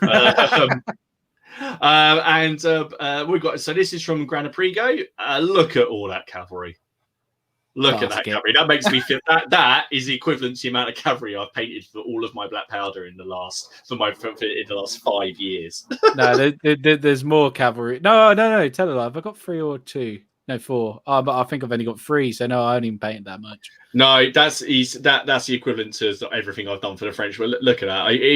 That's why I do. I really like the idea of cavalry, and I like how they are in games. I just can't physically bring myself to paint that many. I don't think I'm going to complete my challenge. My New Year's resolution. I don't think I'm going to be able to do it. I hear Carl says he hears that Ken's giveaway is 16 boxes of French cavalry. I think that might be true, mate. Not giveaway. Are you doing a giveaway? No, I'm bloody not. I'll sell some. Speaking of, I might as well plug my thing. Speaking of giveaways, if anyone is interested in a giveaway, mind you, most people have already seen it. There's a giveaway going on my channel at the moment where you're going to, where a lucky person, if anyone's interested in it, is going to win 4 brigade boxes of the new Warlord Games Epic Scale ACW stuff, as well as a paint set from Boards and Swords Hobbies. So if you fancy a chance of winning that, hop over and have a look at my channel. And it's even more annoying because I'm not allowed to win it, apparently. I didn't say you couldn't. Dom's commented. He's in it. Yeah, he commented. Then it guess what? He'll just cycle it again. It'd be a bit awkward if Dom and Ken win it all. Well, if we're in the job of plugging our videos and stuff, also a reminder, my painting competition giveaway thing is on until the 30th of this month. So if you want to win £50 worth or €50 worth of vouchers with scale 75 paints, then I just need you to send me a picture of, doesn't have to be, it's not a painting competition as such. It's going to be a random draw on everybody who submits a picture of before and after on a paint job. And yeah, I'll show you. There you go. So you can go to Dom's channel to win the paints and my channel to win the model. Yeah. And just while we're plugging videos, no, I'm sorry I haven't done a video for 3 weeks properly. It's been a bit of this is the longest time I've gone without uploading a video. I've done a couple of live streams and stuff, but I do promise to try and get a video out this coming Friday or Saturday or over the weekend when I'm off call to make up for it. Sorry. There you go. There we go. That's it. There was where is this? Ken's trying to win the brown bags to put them all in. Exactly. Talk about And plugs if anyone wants to buy any these days. dwarfs, I've got dwarfs for sale. Oh, Dwarfs for sale. All yeah, right. and Tim, sorry, I will get back to you, mate, if you're listening. well. Anything you want to plug while you're on, Richard? Bloody miniatures. Plug. Yeah, buy bloody miniatures. Do you know we've let you off far too? So we've given us a hint of what's coming plugging next, for one which was evening. the guard, the watchmen and what have you. What else is coming in the next round? Come on, give us an exclusive.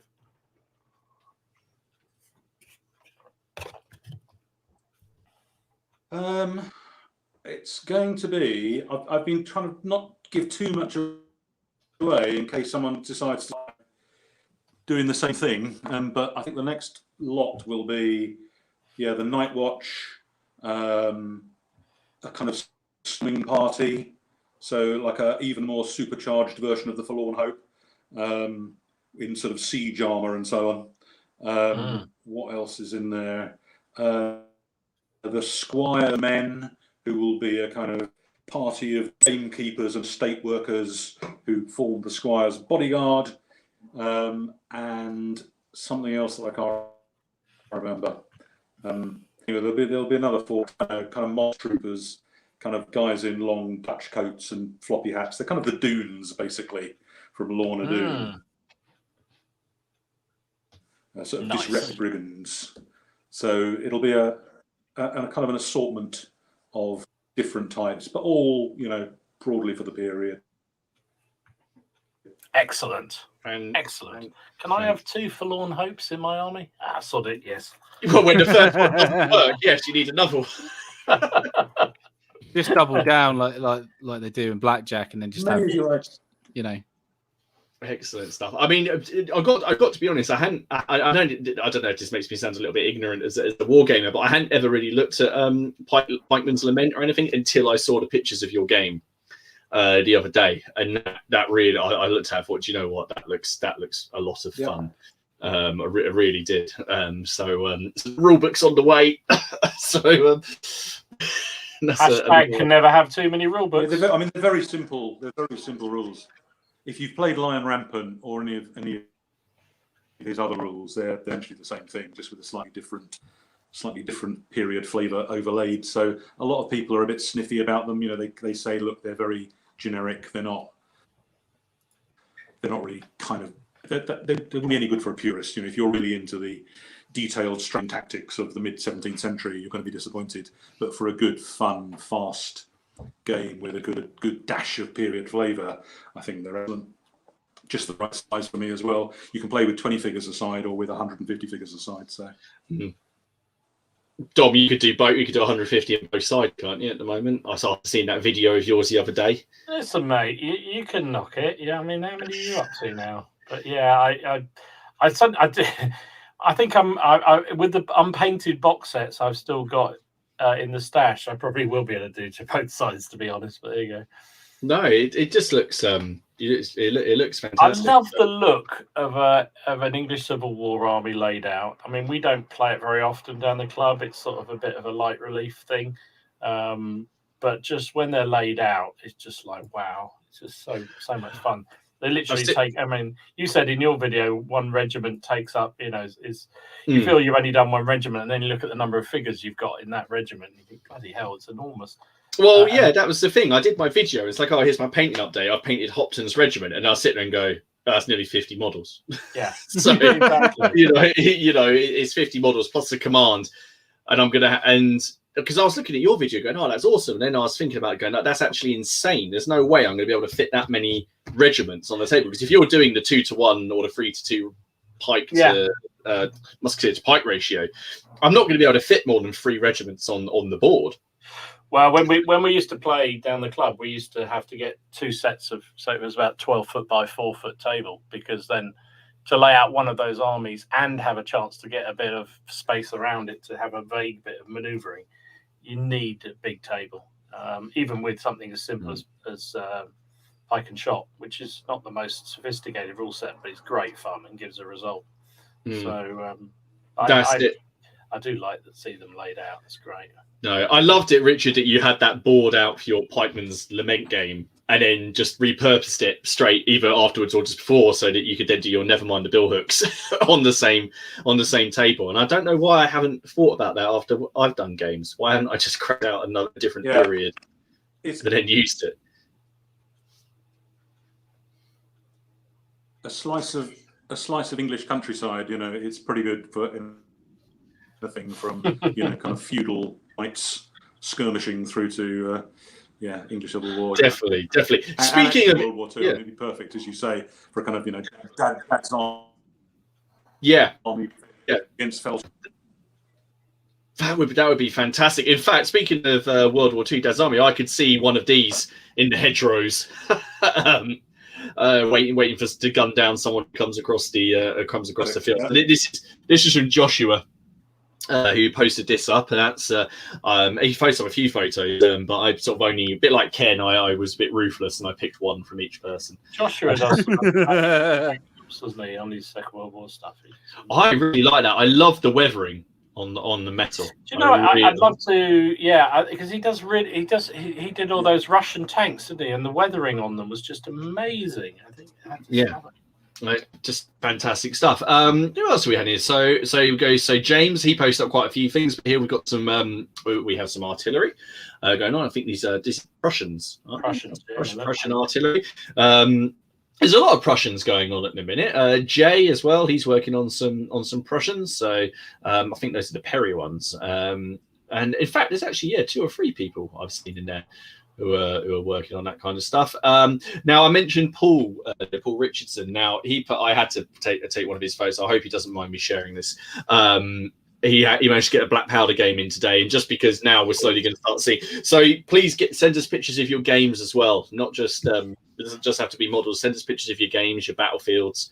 Let us know how it goes. I believe he won this, judging by the gleeful comment I got back when I commented on it. But I do like that. It's nice to just start seeing some more boards. It's nice to get some games, isn't it? Just to see that prospect of some. Mm-hmm. That's it.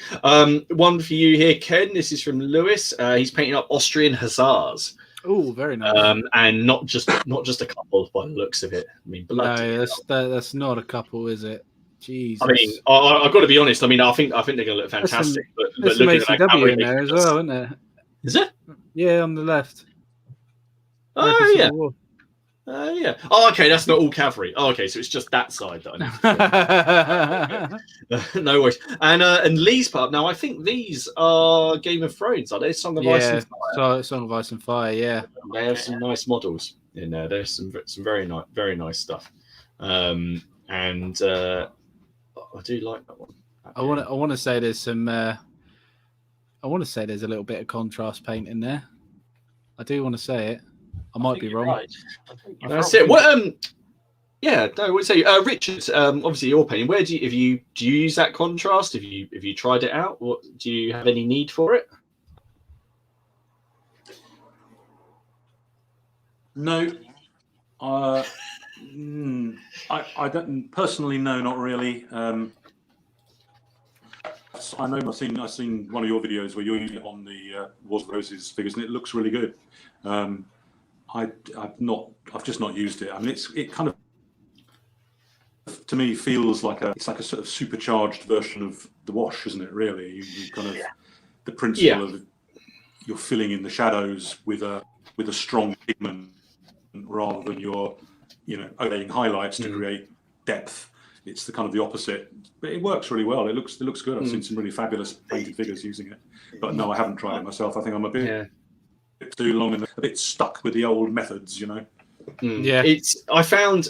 Yeah, I tended to find that I kind of use it for base coating. Weirdly, I kind of, and then I work my way up on the highlights. So all of them now I've started highlighting, and I think the only color that I maybe don't is the Gore-Grunter Fur, because that seems to that just comes out very, very nice as it is, and I just leave that. It's like a nice. I actually prefer that to leather than the snake white leather that they have. But everything else now, so like on the Wars of the Roses models, I sort of do that for shade, then I'll work up on the highlights with traditional paints. as well. I mean, the faces, I think I do more on the faces now than I did before, because I base it with pallid witch flesh, whatever, so it's sort of a light flesh color, like a dead flesh. Then I use one of the contrast paints, and then I do first highlight, second highlight, and then maybe a third if I'm feeling that way inclined, and then maybe some stubble afterwards if they're in the front ranks and they're going to be seen.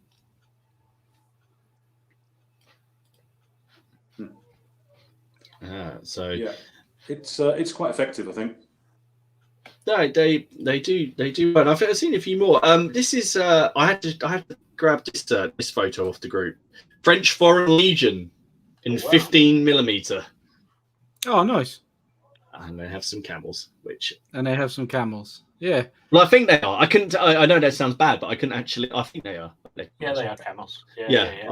No, but they are. That's a very cool army. So that's from Andy, and then Andrew. We've got ACW. So I know Ken, you like your American Civil War. I do. Yeah, I do. I do like my American Civil War, and I think I'll probably go down the 12.5 or 13.5mm route. I think eventually. You're going to head down the epic route, are you? Yeah, I think I will. I think I will with these, to be fair, because I've never explored that middle ground. Yeah, I've got some.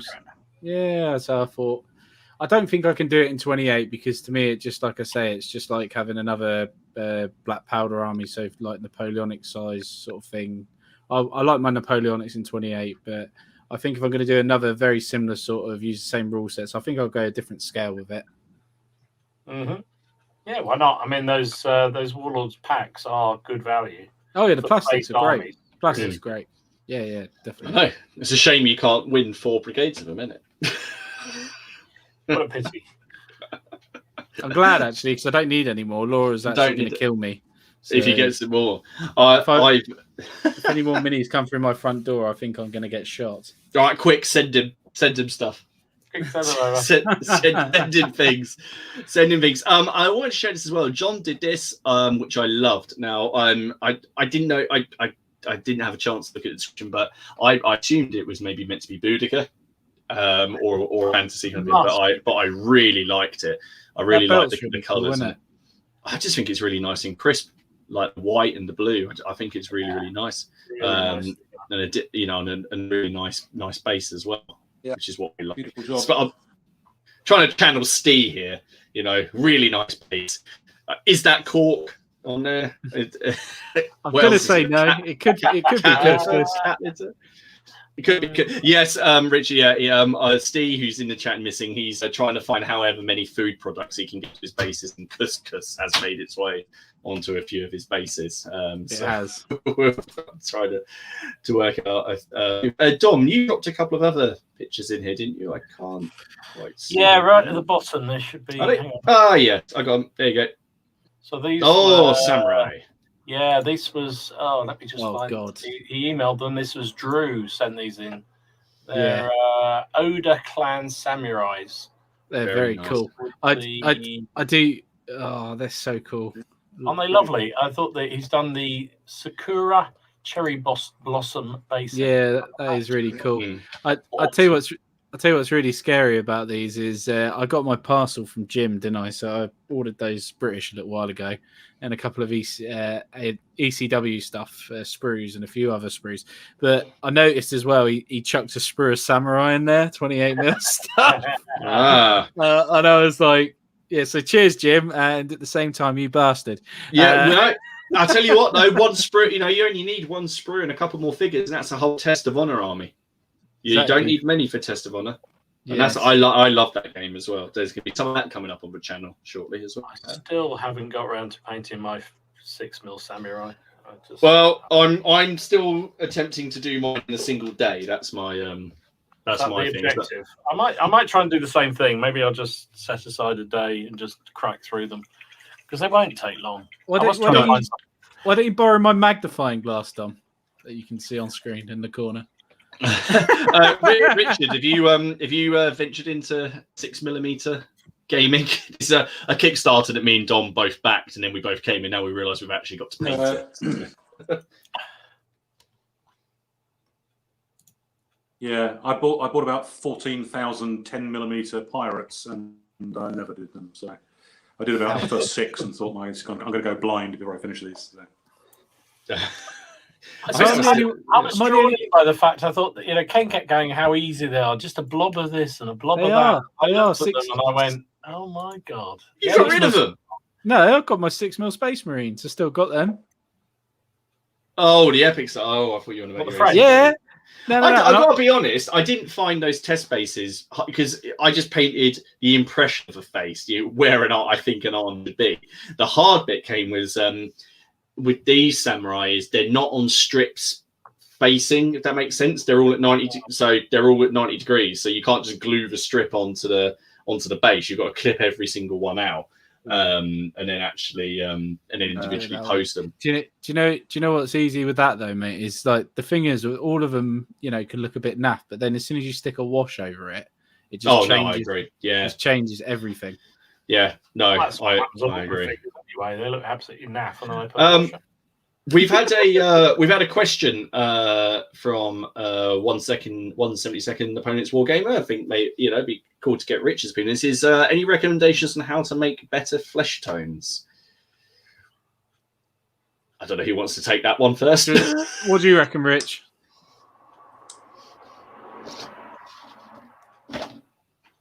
I've got my sort of recipe that I've always used for the last God knows how many years, which is start with Vallejo red leather, dark flesh, kind of mixed, and then just lighten it up from there as you go. I always think flesh doesn't have enough contrast in it. I look at a lot of other painters whose work I admire, and I think they start with a really dark base, almost dark brown in the kind of recesses of the cheeks and things like that. So I think the trick with it is probably to put kind of the differential between a dark base coat and really almost not white but very light highlights, because the face is what sells the figure. There's no doubt about it. We said before, bases and faces. That's the bit. I remember watching one of those pro. I said they call them pro painters. One of these people to get the airbrush out, and they do look amazing, the models afterwards. But I remember watching him do skin, and he started by basing it green. Really? He used like a camo green color and then built it up from that. I mean, it looked good. I couldn't work out. He put up loads of pictures of color wheels and things like that, and but I was still perplexed by going, he's not, why is he painting a goblin? I couldn't work out. Why is he painting a goblin? What's going on? Steve Reese. I think the secret project is Epic 6 with Warhammer, just to bring the channel down. Steve. Sorry, Richard. Go on, Richard.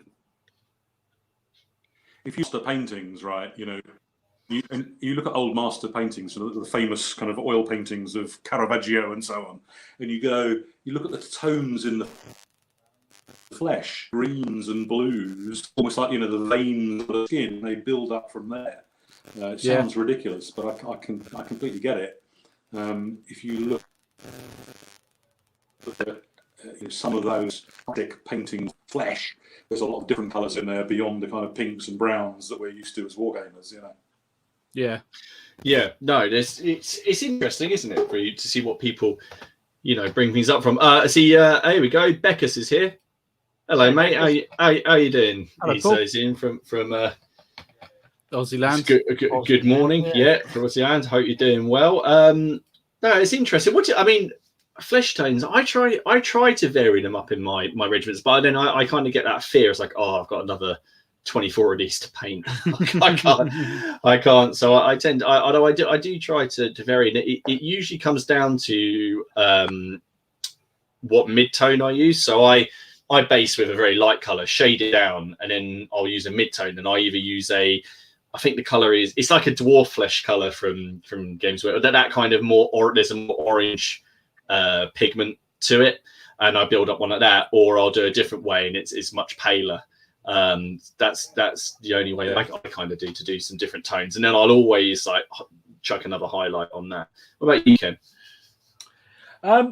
Yeah, I've just been exploring a bit more of my flesh tones, to be honest, recently. I've kind of taken it on board to actually do a bit more of the highlighting side of things, because I never used to, really. When I look back on some of my minis and I think to myself, just one, just they seem half done now. But I tend to go a free paint, 4 different paint approach now. So I did my base, which is normally quite a dark flesh color, which I use the army painted stuff for. I'll put a wash on, and then I'll do 2 separate highlights. So I try and define the cheeks a bit better and like the raised edges, but I don't really go any further than that at the moment, but because I think it just adds a bit more character to it. So just trying to build my confidence level up, really. Same with the hands. I do the hands and stuff now. A lot more. I think it definitely draws. I didn't realize, but there is a lot of draw around that flesh. Yeah, it just clicked one day. I thought, actually, instead of going into more detail on the uniform so much, I'm going to try and do the flesh and see if the model stands out a bit more. And it did. It made it pop in my eyes. Just before we get Dom's take on it, it's just time to share the discount code for Mez's Miniatures. So if you guys saw those beautiful miniatures earlier on, you pop over to our lovely sponsor, Carl, go to mez'sminiatures.co.uk, and if you enter the following code and you fancy any of these models, you'll get yourself a 10% discount. So that's going along the bottom of the screen now.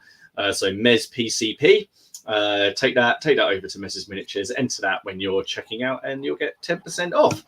And now we put Dom in the hot seat. What about you? What about for varying flesh tones? I'm a cheat when it comes to painting, because I play entirely the most people do the 3-foot rule. I do the 5-foot rule.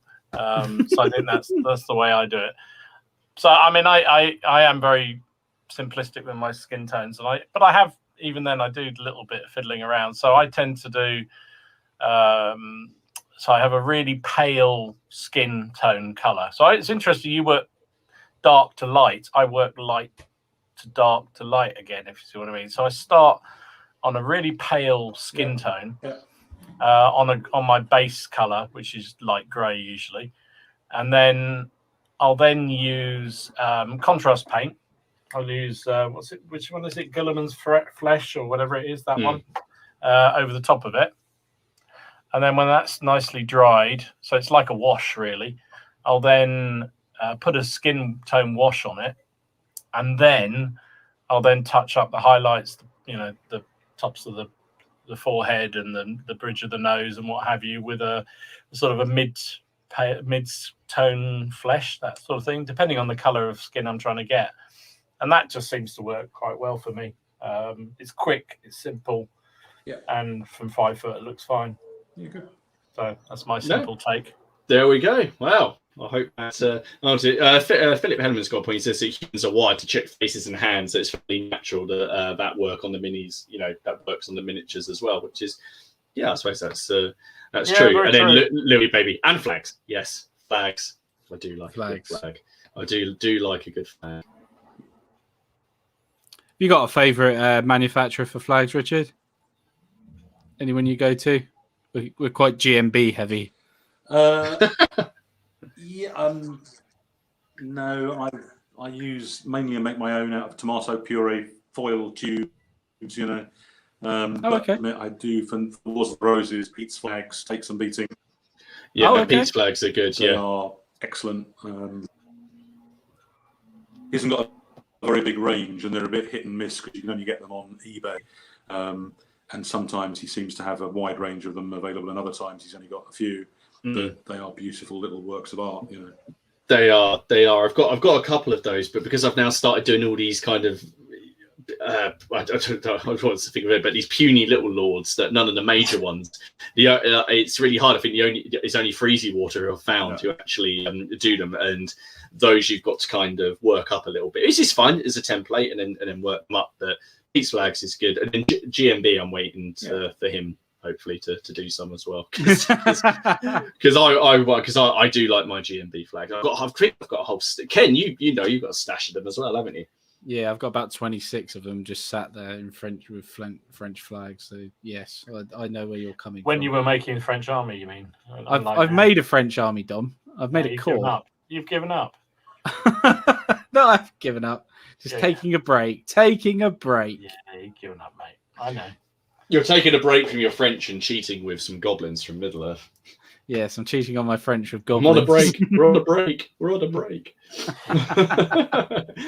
Miller said he's been looking at using Pete's flags for some Landschnecks he's got playing. Oh yes, I think Miller has a confession. I think he might have got the Landschneck bug.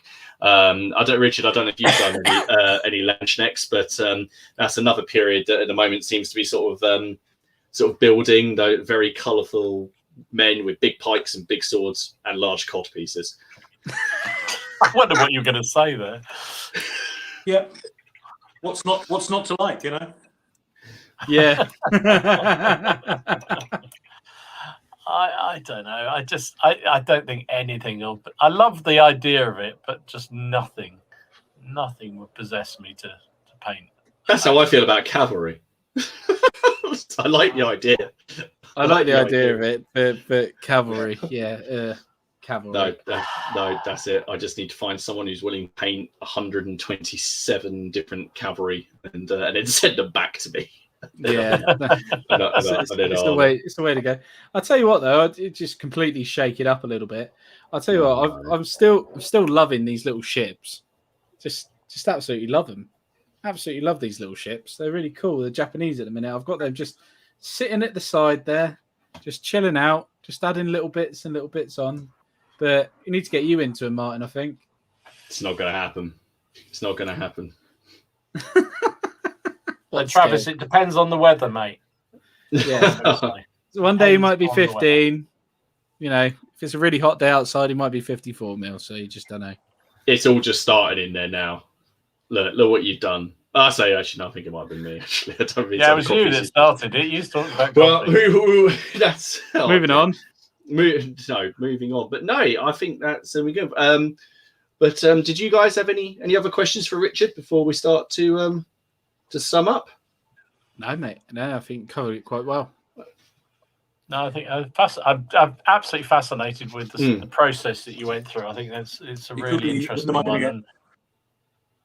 Yeah, no, thank you very much for sort of sharing that with us. That was that's brilliant. And I think in the chat, unfortunately, the chat goes so fast, and I've just discovered you can't scroll back past sort of half an hour ago. Oh, really? There's a half an hour limit. So I can't. So the last time I can scroll back to is 9:30. I can scroll back. But I saw a lot of chats of people, really interested in what you're doing. I can see that there's plenty. I mean, I know that Miller's is going to be over bloody miniatures. I think he said he's just waiting for payday. So hopefully your stock will last until then, because otherwise he's going to be a sad bunny. I think as well as in a couple more. So I think everyone's just going to be waiting with bated breath to see what you come up with next. I think that's. I know I am. I know Dom is. Dom's sitting there. He's painting. Well, I hope I won't disappoint you. No. That's it. Well, thank you very much for coming on. Who's hosting next? I think it's me next week. It is you. And we've got, I think Travis from Tabletop CP is going to join us. Excellent. For a view from the other side of the pond. Our little cousins over there. Will it be lunchtime? It'll be lunchtime for him. Yeah, he's in California, I believe. So yeah, he said he'll join next week. So it'd be the weather. If the broadband works and the weather's all again, he doesn't want to go throwing tea into the sea or anything like that. Then he'll come and join us. that's just reminded me. Hang on, where's that picture? That's just reminded me. Where's that gone? I thought I uploaded it. Oh, I can't find it. Oh no! Somebody in the Facebook group put up an awesome drop-off point for shark practice of Boston tea, of crates of tea, which I thought was excellent. I thought I'd uploaded it, but apparently not. I'll get it up there for next week. Anyway, guys, thank you very much for sticking with us. Thank you very much for watching that and for your questions. And we will see you all again next week. Thank you, Richard, for dropping by. We will see you guys all again soon. Thanks for having me. Sorry about See you later. No. It's all right. Cheers. Bye-bye. Cheers, guys. Bye-bye.